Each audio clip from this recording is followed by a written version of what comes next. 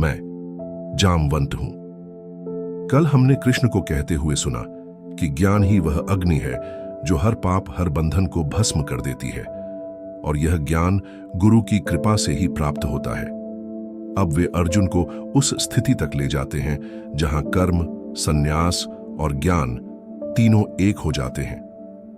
कृष्ण ने कहा, अर्जुन, जिसके संशय का अंत हो गया है, जिसका आत्मा में विश्वास है, जो श्रद्धा से युक्त है, वह शीघ्र ही शांति को प्राप्त करता है। पर जो संदेह करता है वह न इस लोक में सुखी होता है न अगले में। इसलिए मैंने जो ज्ञान तुम्हें दिया है उसे धारण करो। अपने हृदय के भीतर बैठे संशय को ज्ञान की तलवार से काट दो।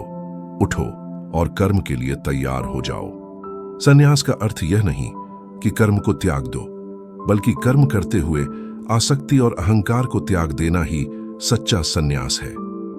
जो कर्म को भगवान के लिए करता है, जो फल की चिंता नहीं करता, जो करता हुआ भी मैं कर रहा हूं ऐसा नहीं मानता, वही सच्चा सन्यासी है, वही ज्ञानी है, वही मुक्त है। कृष्ण ने अंत में अर्जुन से कहा, अब तुम यह समझ चुके हो कि ज्ञान, कर्म और त्याग में कोई विरोध नहीं है।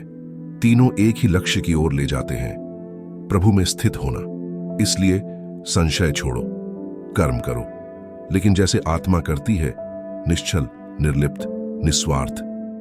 अध्याय 4 का यही संदेश है कि ज्ञान प्राप्त करने के बाद भी साधक संसार से भागता नहीं, बल्कि वह उसी संसार को ईश्वर की उपस्थिति से भर देता है।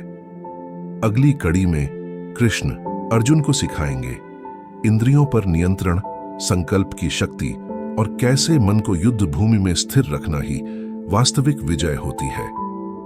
यहां से आरंभ होगा अध्याय 5, संन्यास योग।